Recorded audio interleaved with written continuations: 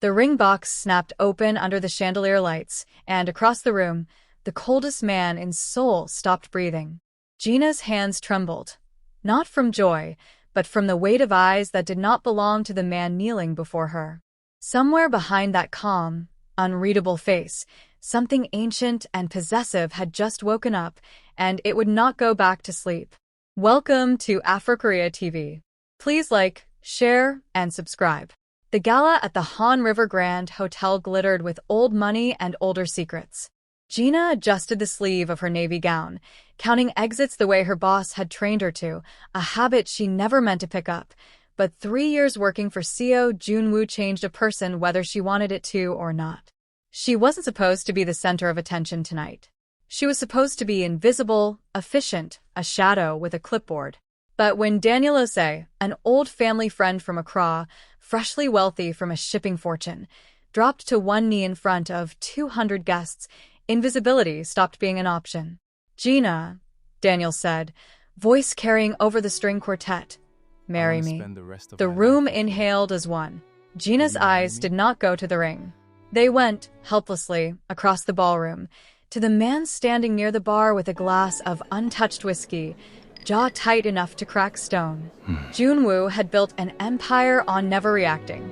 Rivals who studied him for years still could not say what color his eyes turned when he was furious, because no one had ever seen it happen. He was ice given a tailored suit and absolute power.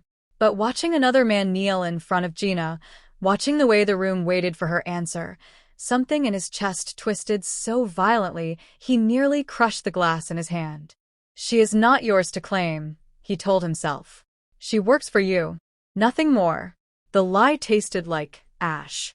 "Daniel," Gina said softly, Please, stand up. pulling him gently to his feet. I "Not can't. here. Not like this." I can't.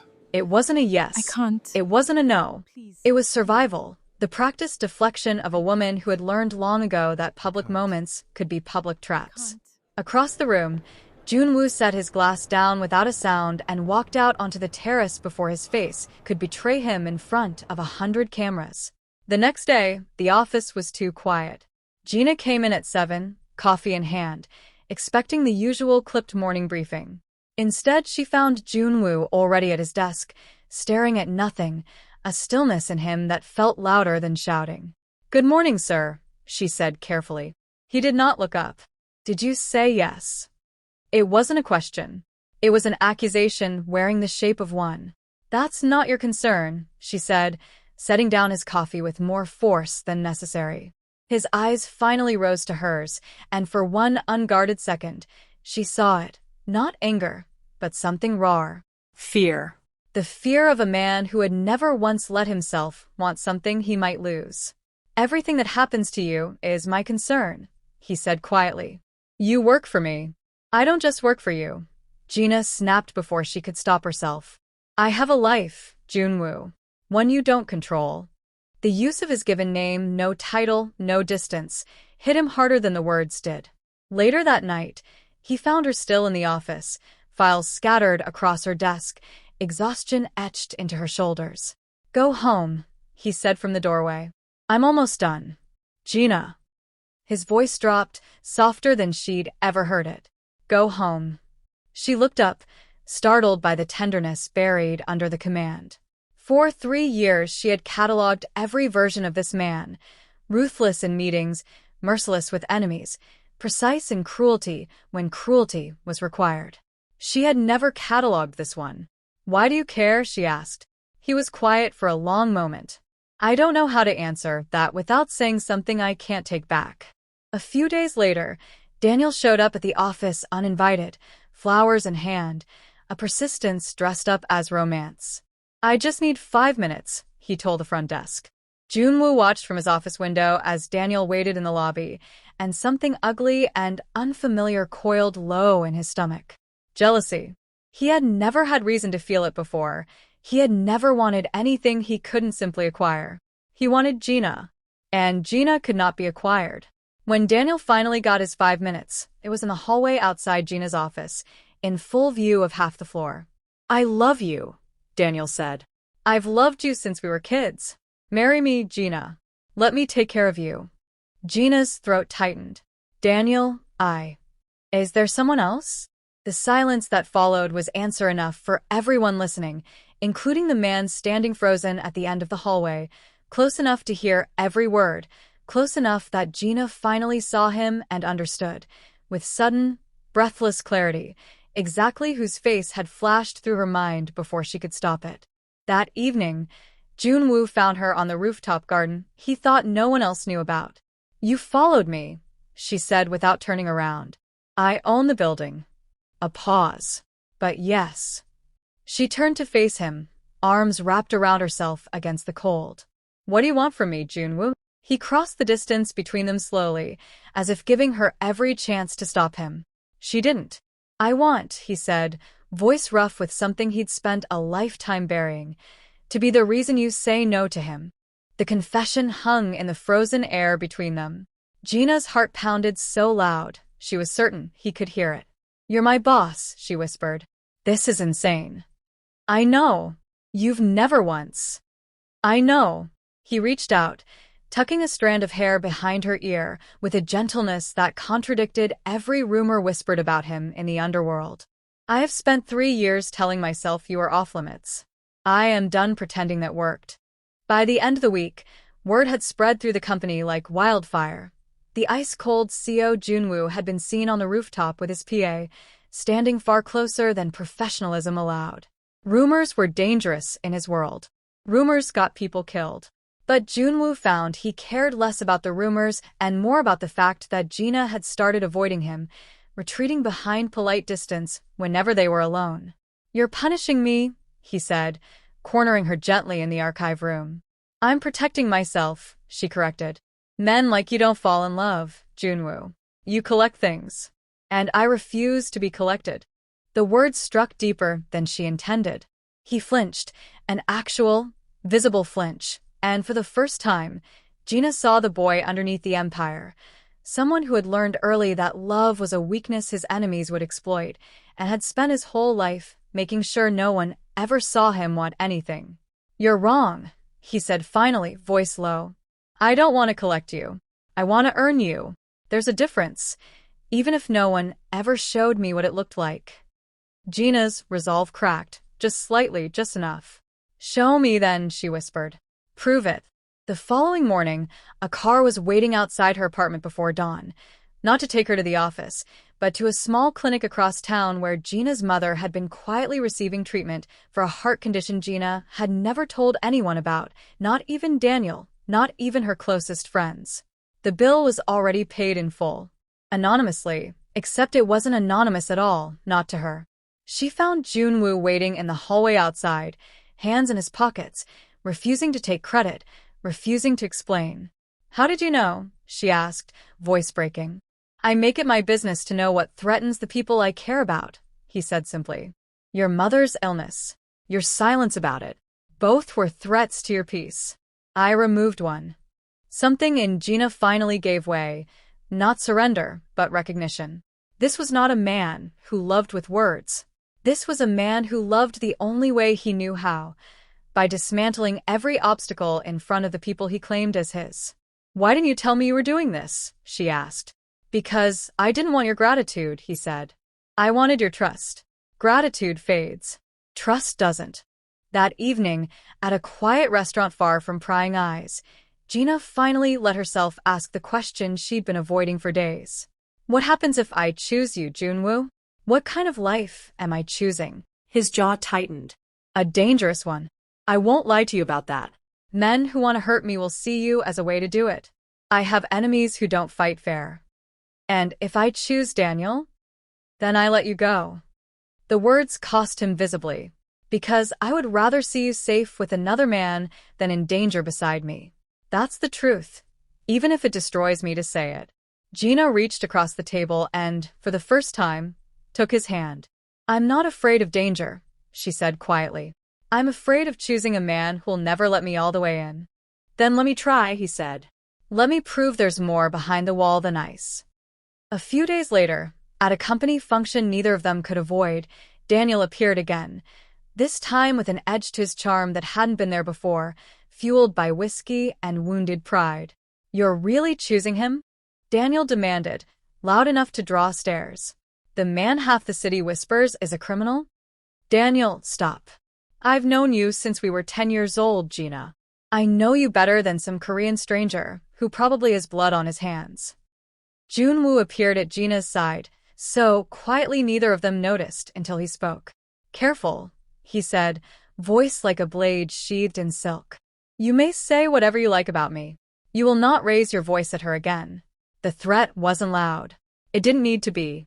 Something in the stillness of him made grown men in that room take an involuntary step back. Daniel left the party seething, and Gina turned to Junwoo, half expecting to see satisfaction on his face. Instead, she saw worry. I shouldn't have let him get to me, Junwoo admitted. A man who loves quietly doesn't need to prove it with threats. I forgot myself. You didn't scare me, Gina said softly. You scared him. There's a difference. For the first time since she'd met him, Junwoo smiled, small, unguarded, real. That night, walking her to her door, the air between them thick with everything neither had said aloud, Junwoo stopped at her threshold. I won't ask to come in, he said. I told you I'd earn you, not take you. Gina's heart ached at the restraint in his voice, a man clearly starving, refusing to reach for the meal in front of him out of respect.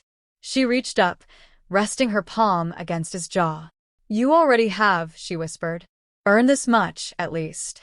The kiss that followed was slow, searching, years of restraint unraveling between them, not rushed, not desperate, but inevitable, like something that had been circling closer for 3 years and had finally found its center. When they broke apart, both were breathless, foreheads resting together in the dark. Gina, he murmured against her skin, I need you to know, whatever comes next, whatever danger finds us, I will not let anyone take you from me. She didn't yet know how soon those words would be tested. The following week, the empire Junwoo had spent a decade building began to show its cracks, not from outside enemies, but from a rival syndicate that had been waiting years for a weakness to exploit. And now, finally, he had won Gina. Word travels fast in the underworld. Whispers of the cold boss's sudden softness reached the ears of the Choi family within days, and Min-jae Choi, a man who had hated Junwoo since a business deal gone bloody 5 years prior, smiled for the first time in months. Find out who she is, he told his men. Find out everything. Gina noticed the black sedan first, parked across from her apartment for 3 mornings straight, always gone by the time she looked twice. She told herself it was nothing. She told herself a lot of things that week, trying to hold onto the fragile new happiness she and Junwoo had built. You're distracted, Junwoo said one evening, watching her stare out his office window instead of at the reports in her hands. It's nothing, she said. He crossed the room and turned her gently to face him. Gina, I told you I would protect you. I can't do that if you hide things from me. She hesitated, then told him about the car. His face went very still. The stillness she'd learned meant danger, not calm.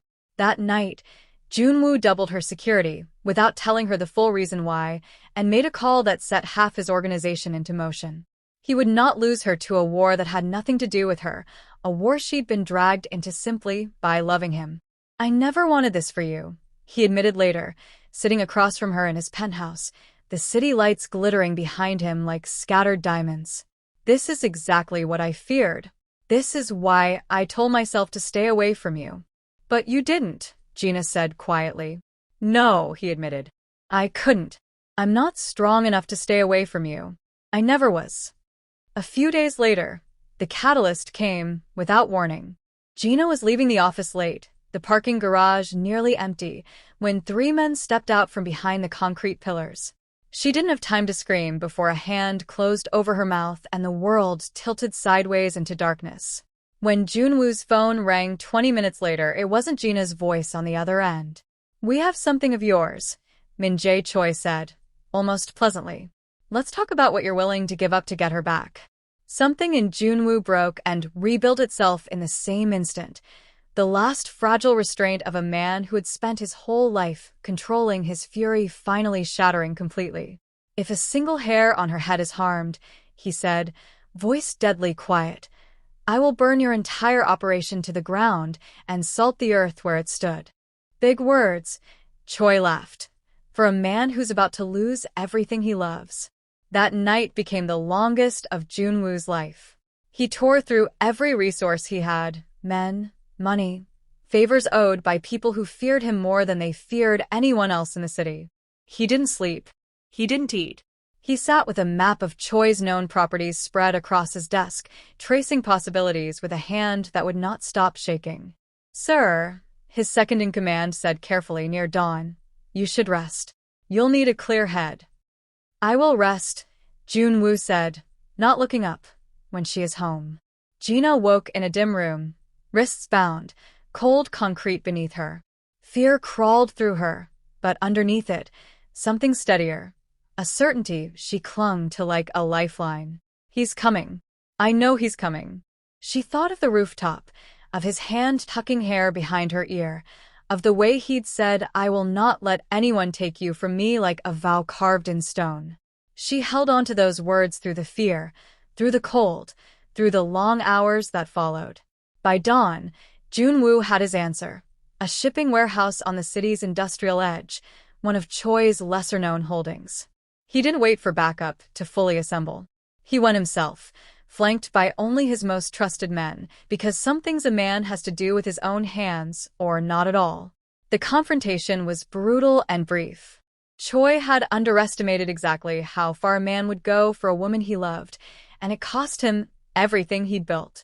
When Junwoo found her, bound but unharmed, something inside his chest that had been iron for 30 years finally, completely melted. I'm here, he said, cutting her free, hands trembling as they cupped her face. I'm here. You're safe. I have you. Gina collapsed into him, and for a long moment neither of them said anything at all, just held on, breathing each other in, proof that both had survived the worst night of their lives. In the days that followed, with Choi's organization dismantled and the threat finally, truly gone, something shifted between them. The fear stripped away every last wall either of them had left standing. I thought I was going to lose you, Junwoo admitted one evening, voice raw in a way she'd never heard. I have faced down men who wanted me dead, without blinking. The thought of losing you brought me to my knees. You didn't lose me, Gina said softly, resting her palm over his heart. I'm right here. He pulled her close, and this time neither of them pulled away. The emotion of the last few days breaking every remaining barrier between them, vulnerability meeting vulnerability in the quiet dark of his penthouse. What followed was not spoken of in detail, only felt: closeness, warmth, the unbearable tenderness of two people who had nearly lost each other choosing, finally, to stop holding back. The city lights dimmed beyond the windows, and for the first time, Junwoo let himself be entirely undone by something other than power. The next morning, Gina woke to sunlight and an empty space beside her, and old fear crept back in before she could stop it. He's regretting it. He's going to pull away now that he's had what he wanted. She dressed quickly, gathered her things, and was halfway to the door when she found a note on the kitchen counter, his handwriting sharp and deliberate. Gone to handle something. Don't leave. Please. Jay. But fear is louder than reason, and by the time Junwoo returned an hour later, Gina was gone. He searched for her for 6 frantic hours, her apartment, her favorite cafe, the rooftop garden where he'd first confessed how he felt. He found her, finally, at the small clinic where her mother was still recovering, sitting alone in the waiting room, arms wrapped around herself. You left, he said quietly, sitting beside her. I panicked, she admitted, not looking at him. I thought after last night, I thought you'd realize you didn't need to hold on to this anymore. That the danger was over, and so was the reason to keep me close. Junwoo turned her gently, to face him. Gina, last night wasn't a conclusion. It was a beginning. I have spent my entire life keeping people at a distance because closeness has always meant vulnerability, and vulnerability has always meant danger. Last night, for the first time, I let myself be vulnerable with you, and it was the least afraid I have ever felt in my life. Her eyes filled with tears. I'm scared of loving you and losing you. Then don't run from it, he said. Run toward it. With me. By the end of that week, with Choi's threat gone and the city finally quiet, Junwoo called a press conference no one expected. The reclusive, notoriously private boss standing in front of cameras for the first time in years. There have been rumors, he said, Gina standing just behind him, about my relationship with my personal assistant, Gina Osei. I won't deny them any longer, and I won't apologize for them either. She is the reason I remember what it feels like to be human. I intend to make sure the entire world knows exactly how much she means to me. He turned to her, and in front of the cameras, in front of the city that had spent years fearing him, he dropped to one knee. Gina, I've spent my whole life building an empire out of control and distance, and you walked in and dismantled both without even trying. You make me want to be a better man than the one this city fears. Will you marry me? The ring box he opened wasn't grand or showy.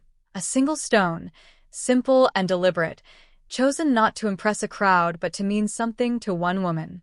Gina's hands trembled, tears streaming freely now, the echo of another man's proposal weeks ago feeling like a lifetime away. Yes, she whispered, then louder, laughing through her tears. Yes, Junwoo. Yes. The cameras captured every second of it, the cold, feared boss of Seoul's underworld, undone completely by love, kissing his soon-to-be wife in front of the entire watching world.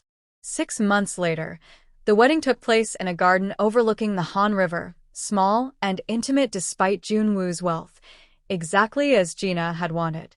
Her mother, healthy again, walked her down the aisle. Daniel, gracious in the end, sent a card wishing them both happiness, having found peace of his own. Junwoo, standing at the altar, watched Gina walk toward him in white, and for a man who had once believed love was a weakness to be avoided at all costs, he had never in his life felt stronger. 1 year later, in the quiet of their home, Gina pressed Junwoo's hand gently against her stomach, watching the realization dawn slowly across his face, the cold, feared boss of Seoul's underworld, undone once more, tears in his eyes as he understood he was about to be a father. You saved me, he whispered against her hair. In every way a person can be saved. We saved each other, Gina corrected softly. Outside, the city carried on, unaware that somewhere within it, the coldest man anyone had ever known had finally, completely, found his warmth, and would spend the rest of his life protecting it. Thank you for watching. If you enjoyed this story, please like, share, and subscribe to Afro Korea TV for more.